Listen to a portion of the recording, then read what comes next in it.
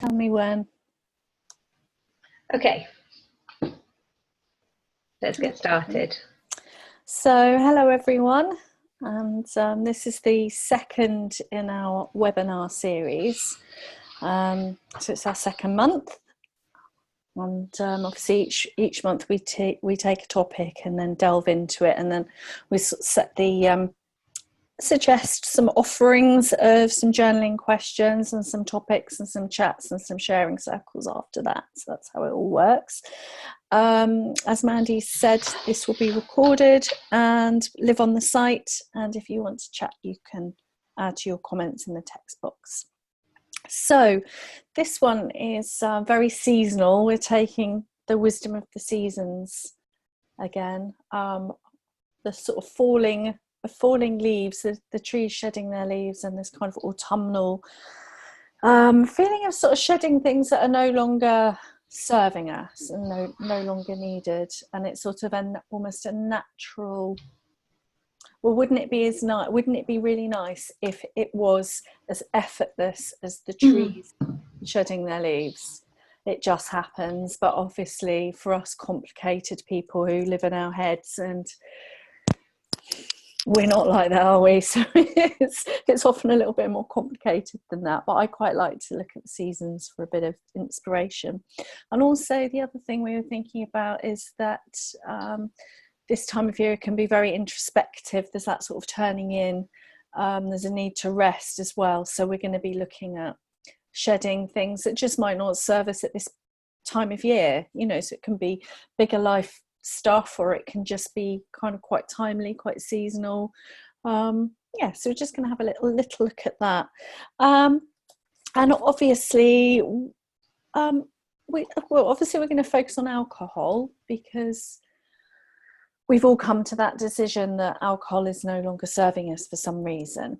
So we'll look at that, but then we also look, obviously, because we're looking at holistically our lives, we're going to be delving into some of the other areas as well that may impact and increase our stresses, or create triggers that then obviously make us vulnerable to trying to maladaptively self-soothe or something with those old familiar pathways of alcohol. So we'll be looking at those again. But first of all, we just go back to that question of kind of why is it, we know that certain things are bad for us, or we just find ourselves going round and round in circles with things. And I know certainly I did.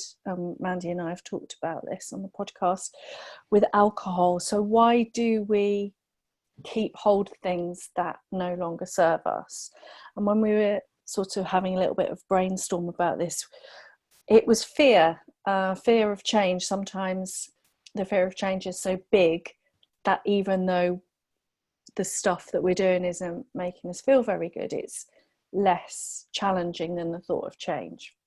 So one of the reasons why we want to do this kind of coaching program we have, the community, is that all of those bits can help support us through the habit change, because that's essentially what it is. When you stop drinking and you're creating an alcohol-free life that you love, it's habit change, and habit change is uncomfortable. So it's how do we hold ourselves and support ourselves through the really horrible sticky bit before it feels good, and then how do we carry on, and not fall back into old habits once the habit becomes the new normal. So essentially we'll be looking at that.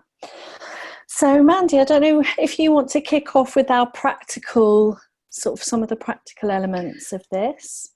Well, what's been interesting, I think, is when you start to look at, I started looking at decluttering the house, kind of essentially something quite simplistic, but actually the tools and things that you learn about letting go of things that you keep around your house that you no longer need.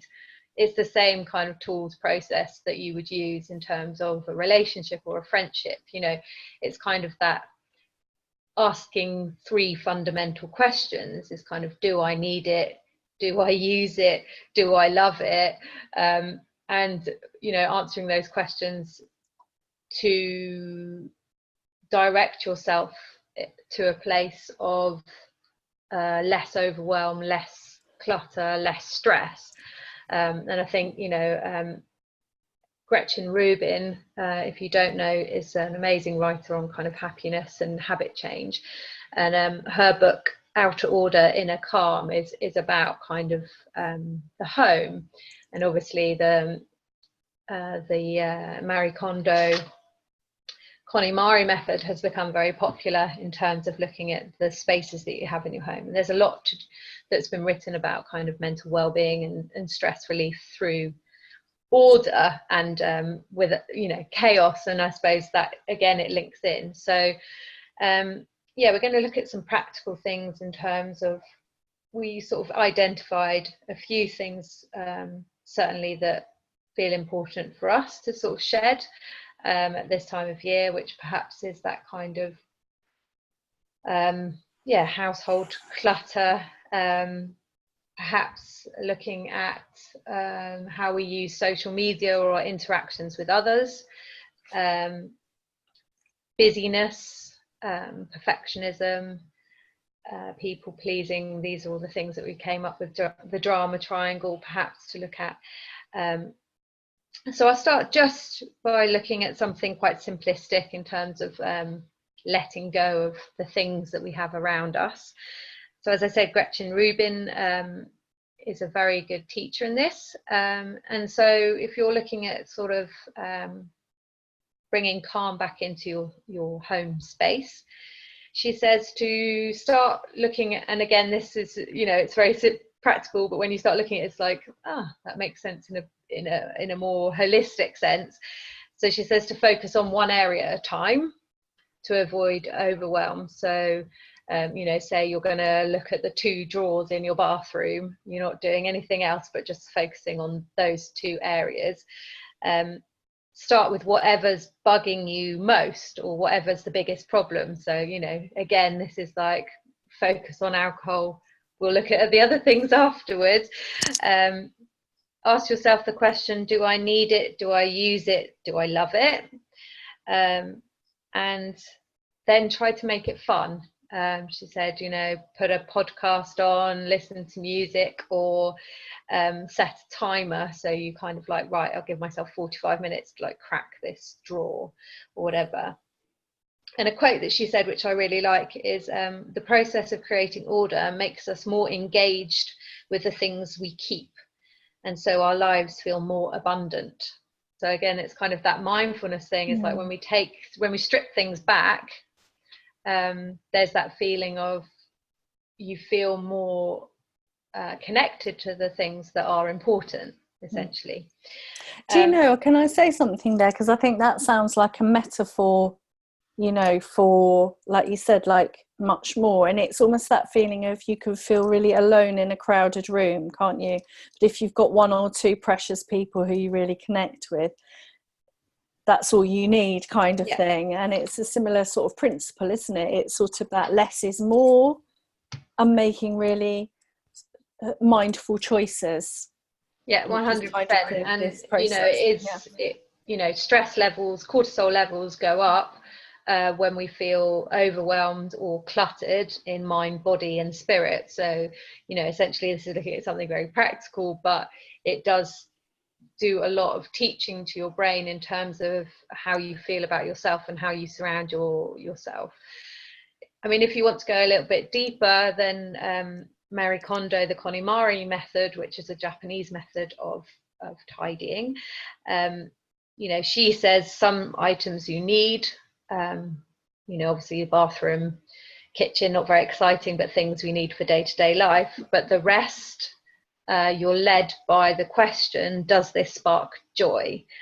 And it's very much the getting back to, which I think is very strong in women. I can say this because we're all women, but that instinctual gut feeling, things around, like when you, and again, this goes into social situations, when you go and meet that person and you've got that gut feeling of like, I'm anxious and I'm worried and I don't know whether I want to go, it's like listening, like, does this spark me joy? No, then why am I going? Like, why am I putting myself through this? And she says quite often you have things in your house, and I was thinking this about sort of wine glasses and things like this I'd never thought about before, that you might have things in your house that have really strong emotional attachments to experiences and bad experiences, or you might have a dress that you wore to a wedding when you got wasted, and so every time you see it, it makes you feel a little bit of shame and a little bit of kind of sickness. It's not something that it's not serving you anymore. You might like it, but it doesn't bring you joy if you really ask yourself the question. So it's very interesting to sort of go around your house, I like this piece of jewelry, but actually it was given to me by my ex-boyfriend 25 years ago. Like, does that really bring me joy, and does that fit with my goals of moving forward? And so that's kind of the perhaps two things that people can look at in terms of can I add another thing? Yeah. So you've just made me think that the idea then of letting go, creating space, is to allow new growth. Yeah. So if we're looking at the seasons and we're saying, okay, we're going to let this, we're creating space for us to expand into our alcohol-free lives and create lives that we love. And I think that's a really lovely, those are a good set of questions for that. Yeah, that principle, Marie Kondo your life. Yes, yeah. And I mean, it can be very challenging. I mean, because it makes you question a lot of things about how you live your life and the positions you put yourself through. So, you have to be compassionate about it, but see it as a sort of always as an exploration of just like, oh, right, okay, observe it and look at it and go, okay, maybe I'm not ready to deal with that quite yet, but maybe that can that's the one thing, isn't it, really? Because I mean, going back to the one of the earlier points that I feel like I always want to make, because we're a couple of years down the line, a few years down the line, and that whole kind of overwhelm at the beginning of just letting go of perfect, letting go of anything else that isn't just doing that one thing, like by removing alcohol, shedding alcohol from our lives, it's freeing up a whole ton of space and a whole ton of everything, and it's a seismic shift. And so all of this sort of trigger alert, if you're just in those really early days, it's like, what, just it's enough. I mean, really, that's bossing it. That is bossing it 100%, just every single day. But because what I liked about this, though, is that kind of like shift in focus of kind of, okay, something so unrelated with stopping drinking, actually, sort of, going through. I mean, I can see the 3 drawers at the top of the chest of drawers, which are just full of goodness knows what, and that could take me 3 evenings of just quietly sitting and just going through and just and that's something completely unrelated to any bigger problems, but actually it's something very satisfying, and it is really teaching your brain that you can let go of things and move on, so I do like it as a kind of little principle and metaphor. So the next one we were going to talk about was sort of FOMO, and I guess people pleasing and social media. I don't know if you want to start with anything practical. So FOMO, well, I was going to say that I mean, I tend to go on and off social media. I'm an uncomfortable social media user. I just find I suppose it does produce some FOMO, but it's also that kind of just drain, so letting go, I would put in there, of being sucked into other people's orbits and just, and I think again, does it spark me joy? I think those are great questions. Does it spark joy? Is it serving me? And if it's not, but also that it might not, you might not almost be at the stage of things sparking joy. Sometimes it's just that if it's not a hell yeah, it's a hell no, that moment where to get to grips with the sort of finer tuned messages that you're picking up and receiving, and processing. It's just a So if it's not a woohoo, if it's not fireworks, just shut it down. Shut it down and don't go, or close the computer, or so I think that's gone off topic a little bit, hasn't it? But that's to do with social media. FOMO, yeah, I mean, I think we'll probably talk quite a lot about this next month as well, and the kind of as we do the run up to Christmas. But I mean, connecting with the sober tribe and reading good quit lit, going out for some brunch, making, working those connections, the micro connections we were talking about, and reframing your social life so that you get some fun in there. Make sure you put the sober treats in. That's the way I would let go of the FOMO, and also giving it time. I think when we stop drinking, there's that tendency, definitely with me, is that I was all about the quick fix, and I needed immediate gratification and immediate change and immediate. So it's almost like letting go of that immediate need and sitting with a little bit of giving things a little bit more space. So yeah, I mean, I think people get scared of disengaging with social media or your social circles, but I would really encourage people to, at this time of year, whenever, just to mute or disengage or close social media that doesn't bring you joy. I mean, it can be extremely toxic to be bombarded with images or with people that are not following your values, etc.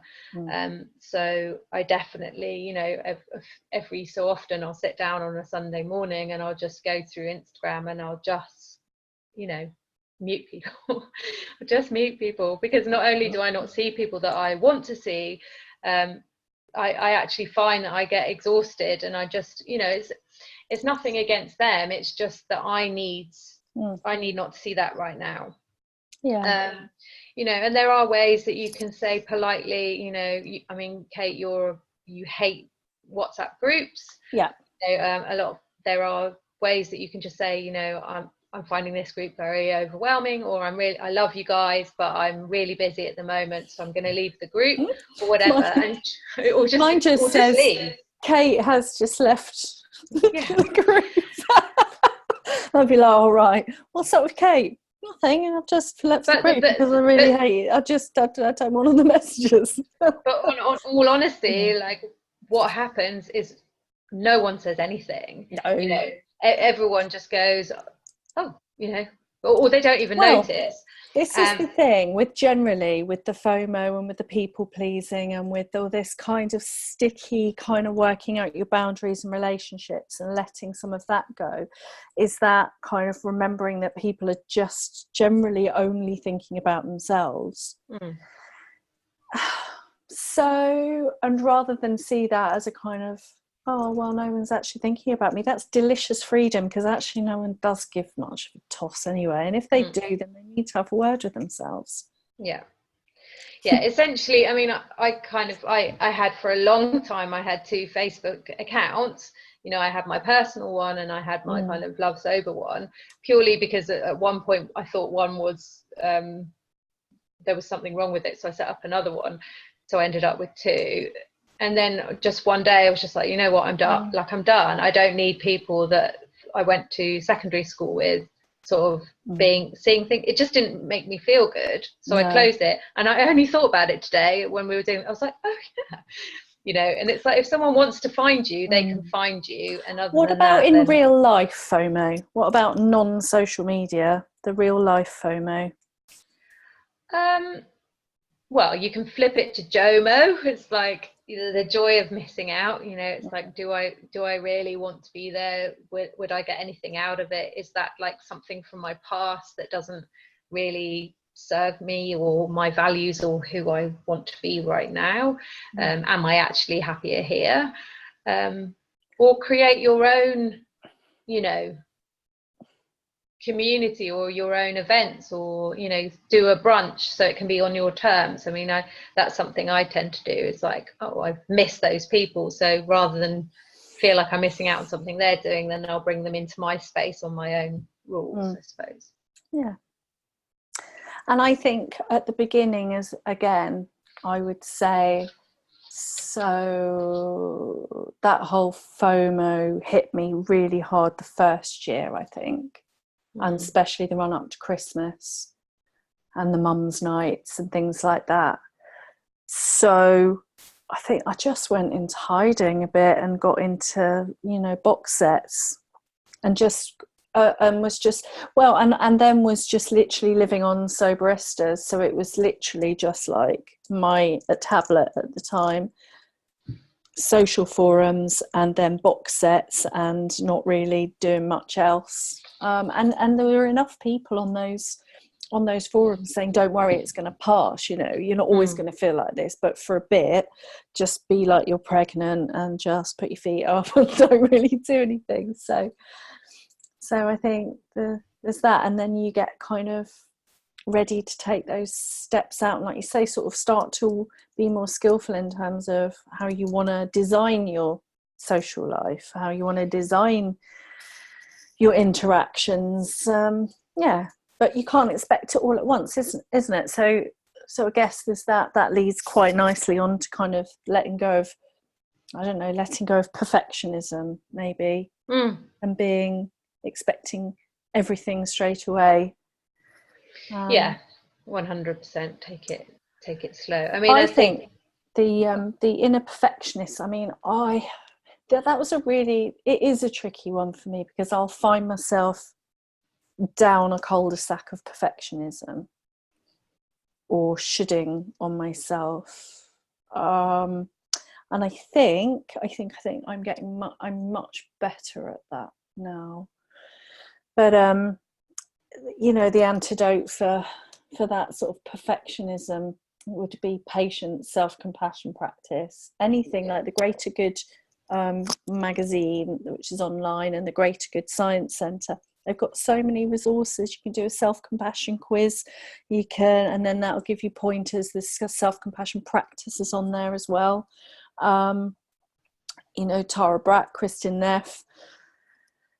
It really is something I think a lot of us struggle with because of that sort of universal inner critic. And so many of us in the sober community, or people who are sober curious, and women, we're just taught to just have such a really overactive inner critic, and to over-identify with it, and almost over-identify with our thoughts, and that would be the biggest script, almost, that and the wine witch.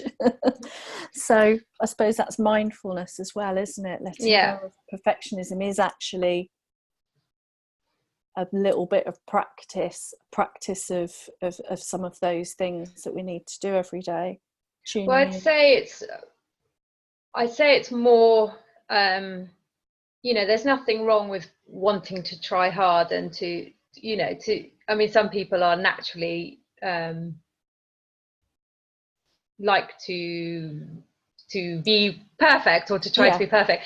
I think essentially it's the letting go of the shame around, and it's a letting go of those very high expectations that are unachievable expectations, which is kind of this vicious cycle of kind of self-sabotage, and the fact that you're putting, you know, the standard above and beyond something that you can achieve. But I think we can break that down a bit more and say, why is that? And I think one thing that I was really helpful for me, because I like to aim big. So that's fine. Like you say, that's a really good point. You can aim big. But then what you might not be doing is the timeline might be skewed. So you might be saying, I want to aim big and I want to do it next week. So that's not going to be realistic. So it's actually about breaking down your goal setting. And the other thing with that is that it might be that you haven't got the support. So it's just, if you want to aim big, you need to get coaching on yourself and work out those steps and the support, I would say. Because I think you're right. Some people just really, you know, I get a buzz out of it. I like to set a big goal and get buzzed. So, and that's almost like letting go of, well, again, letting go of other people's noise might be in there for that perfectionism. Yeah, so I've written kind of a list in terms of letting go of shame or past mistakes, because I think that's the negative of all these things. So, you know, essentially, as you said, the antithesis of that is self-compassion. But there are a few other factors within there. So it's giving up this pursuit of perfection, i.e., you know, holding yourself to high standards which are unachievable, which create this vicious cycle of shame and low self-esteem. And yes, you know, so if you take this from a self-compassionate point of view, you know, the gendered roles of women are very much centered around being perfect and getting high grades. And, you know, if you look at the Tara Moore kind of stuff, you know, whereas boys are allowed to explore and get messy and create and, you know, be entrepreneurs, women are very much set to pass grades and get to a level, and that's how we're seen as being successful. Another thing is with shame, letting go of shame, is avoid ruminating on dwelling on what was said. Especially we tend to do it with things that happened in a public environment, so things that we said or we did when other people were there, because there's again this tendency with women to compare and to be embarrassed, you know, which is a very strong connection with shame. So letting go of shame is very much about self-compassion. So be your own friend. Talk to yourself how you would a good friend. You know, mantras, journaling, and as you said, that we'll put some links to some very good sort of exercises on that. Focus on the present and the future, remembering that change and transformation are always possible. And again, something you've talked about before is, you know, what is in your remit of change or not, you know, what is out of your control. Yeah, your sphere of influence. Yeah. So showing a flexible mind and an open mind and attitude to yourself and others. Shame tends to be very much linked to black and white thinking, which is again is that kind of like, why can they drink and I can't, you know, there must be therefore there's something wrong with me, rather than if you have an open mind to be able to go, there are all these different factors connected to me and my drinking. You know, that helps to let go of that shame. As you said, let go of the influence of others. So you minimize contact with toxic people that bring you down rather than lift you up. Remember that people cannot define who you are, and that you have the power to make change. As you said, cultivate mindfulness.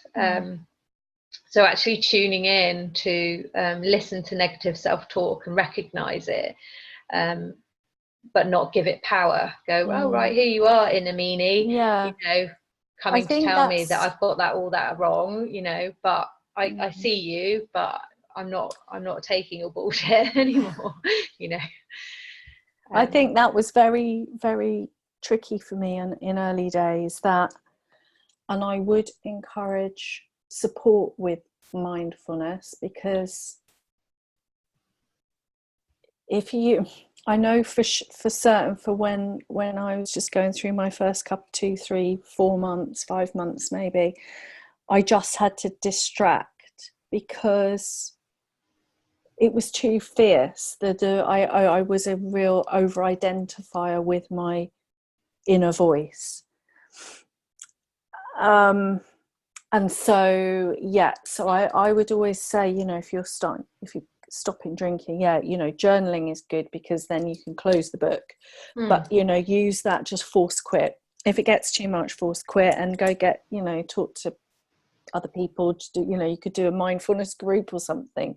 But I almost see that as, I don't know, is that mindfulness for dummies that would have been really good for me, like, because I do feel like I've got a lot better at that. So, and because of lots of yoga, I have a practice quite often, and we talk about that a lot in yoga, of you get behind, you know, you quieten it, you know, you focus on and a great teacher, Emily, was just to sort of arrive in the room and your mind sort of arrives afterwards almost, and the quickest way of doing that is just to focus on the breath. So to get off that freak out is to start to relax and just watch the breath, and that's quite good. And then the other bits of mindfulness is that, you know, that what can you see, what can you taste, what can you touch, getting into the senses. I think that's, I mean, I wish I'd been taught that at school, I really do, because I was obsessive compulsive thinker and totally overthought my whole life, you know. And I think that's a lot of the reason why a lot of us end up drinking too much, is to stop that noise. You know, I had 100%. no self-worth from the beginning of time. I don't remember ever liking myself. Like, I don't remember from the beginning, whether that was through, you know, my relationship with my family, or whether that was through my mental health, or whether that was through who I was, just intrinsically me. I didn't like me, and I didn't think I was good enough from the moment that I can remember. And as we were just talking about before, this feeling of feeling different, or being an other to the norm. So those things of shame were deeply rooted in me. But I certainly now can, you know, that emotional intelligence has been a long journey, but incredibly important. And I think the last thing about shame, before we move on, is to embrace acceptance, you know, and that's extremely tough. But I cannot go back and change the past. I can't do anything about it. And it's that acceptance that I will still be okay, you know, and I still will get through this, and, you know, I will have bad days, but then I will have good days. And forgive yourself for what you were doing when you were in survival mode. That 100%. Brilliant quote. Yeah. And, you know, that whole thing about being able to learn, you know, we learn by making mistakes. We learn by getting messy. We learn by, you know, that is inherently life. And like you say, you know, that female model of not really being able to do that. But how do we, you know, how do we learn? And that talking to yourself as if you're a child and allowing yourself to still learn, I think that's really helpful. So we wanted to talk a little bit about the drama triangle, because I think as people, you know, relationships are a huge impactful thing on our lives. Do you want me to bring up the little triangle image and you can talk through it? I don't know if it's what I've been looking at. I mean, there is Cartman's drama triangle. So essentially within the model you have, ignore the sexist language, it's the unclean language of saves people as he sees as vulnerable. So you've got Cartman said you've got 3 roles that we just play out generally. So you've got the victim, the rescuer, and the persecutor. And the persecutor, it could be, you know, the sort of traditional bully figure, or it could be just somebody who's, you know, aware of other people's boundaries or something. Then you've got the victim who, what have I written down? Is more submissive. You know, there's that sort of martyr of being a bit put on and not really explaining their own needs, and then being all bitter and twisted. And then you've got the rescuer that often swoops in to try and kind of, you know, if there's an argument, and it's sort of almost like I mean, I've seen it in my family where, say, my husband will be telling my son off, who's being all like, oh, what have I done, and I haven't done it. And then I'll be like, come on, hang on, guys, because and then suddenly it's like my husband's go, well, hang on a minute, but you just and then suddenly we switched roles, and I'm going, no, but you do this, and suddenly that I'm, and it's like quick fire, round and round and round and round. And what's really interesting is that he says that actually underneath it all, everyone secretly wants to be the victim, because the victim is the person who gets their needs met without having to ask for it. That is the victim. And also it's that role is often quite controlling as well, because that's put through low self-esteem or low self-worth. The victim feels that they can only sort of manipulate people by being powerless. So how to step out of it. I know you've got another infogram, but the way, I mean, essentially for people who find themselves in a victim role quite a lot is boundaries, and to try and to ask for their needs to be met, and state their needs. For rescuer, they put the coach there, so rather than try and offer up solutions and try and fix things, to actually empower the victim by saying, well, can you think of anything that might help, or well, you can come back to this later if you want and have a little think about it. And then also how to acknowledge the aggressor they've got there. What have we said before? Not the aggressor. Persecutor. For them to feel heard as well, but without giving in to the demands, but to say, so I know that what my thing at the moment is that I can't cope with people shouting. So my boundary is, I'm not going to have a conversation if there's raised voices, and I just won't. I walk away, and then that sets off all manner of kind of like, well, you never listen to me, and it's like I can, but I'm not going to when people are shouting. That's just it. So that's how sort of to disengage from some of those roles. I mean, essentially because the reason why it comes up, and it comes up a lot, is that kind of I mean, I don't know how we feel at either of us about the term codependent, but the relationships of how people can be attached to one another in a toxic or negative way is essentially that, because of this revolving triangle between, the bully and the victim, that actually they get to need each other because they feel like they can't have any other way. Like that habitual behavior becomes so ingrained that it feels like there's no way out of it. And that's why it can be so toxic, because, and again, the rescuer tends to rescue because they're not actually looking at their own things. And so, it's always outside in. And I mean, I've definitely played all these roles, I think, in the past. Yeah.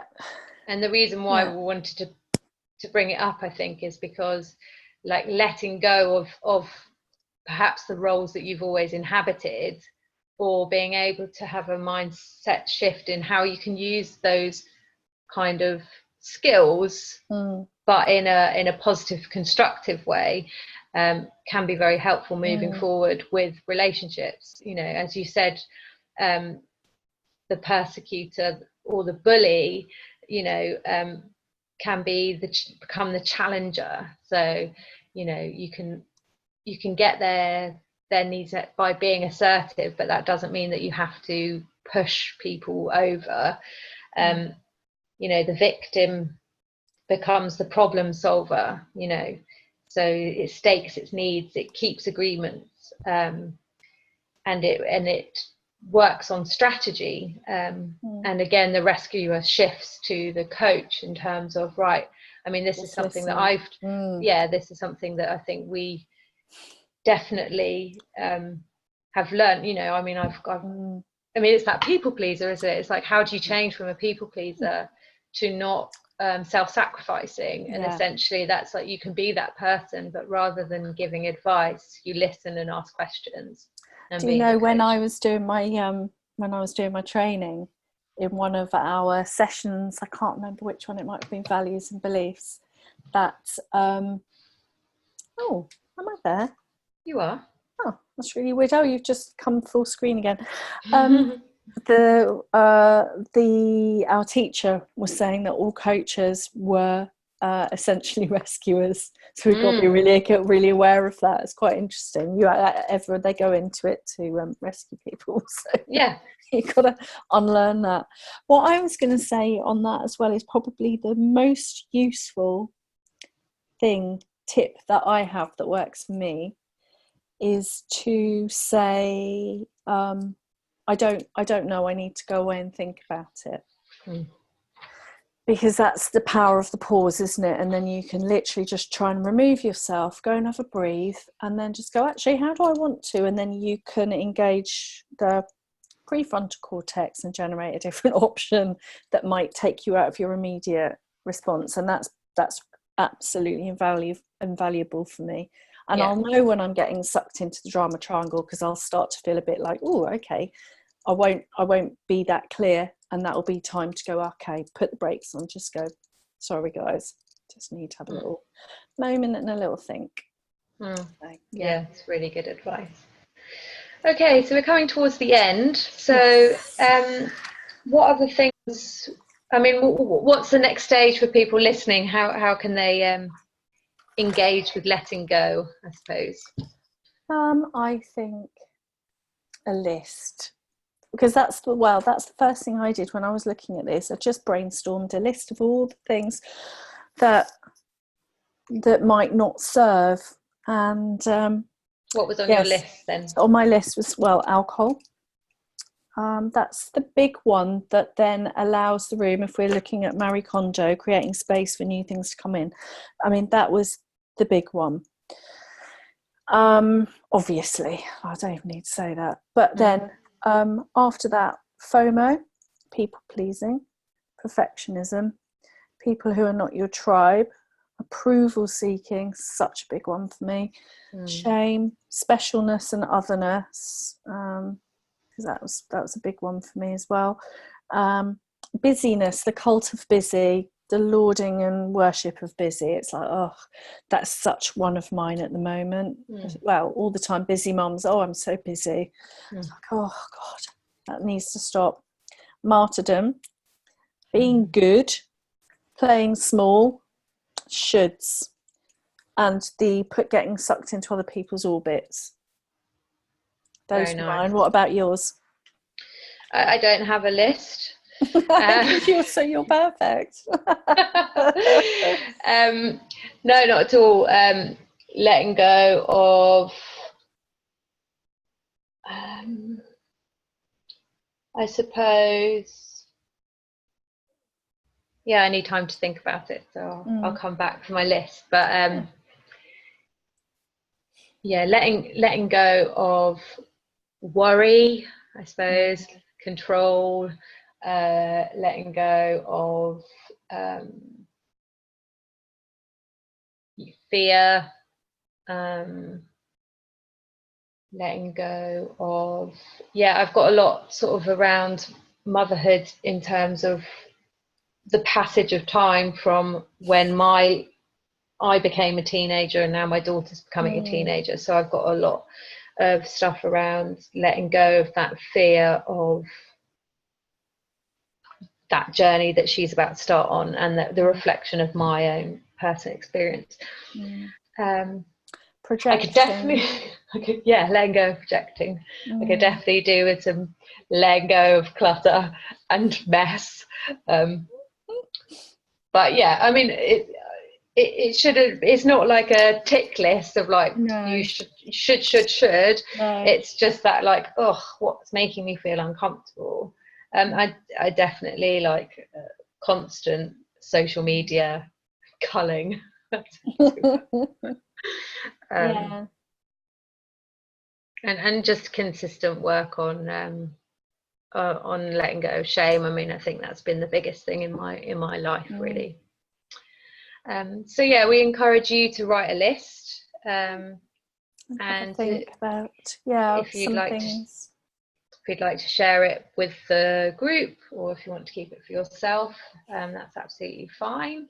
And we'll be coming back to this topic over the next month in terms of, journaling questions and looking at perhaps sort of the drama triangle and giving some exercises about that. Or if there's anything that we've talked about that you'd like to further explore, then just send us a message and we can, formulate some questions or have a discussion about that. And I would like to add, going back to full circle, going back to the beginning and just using the kind of wisdom of the seasons and natural metaphors. Because sometimes I think, before, in the past, I would have found this sort of quite, what's the word?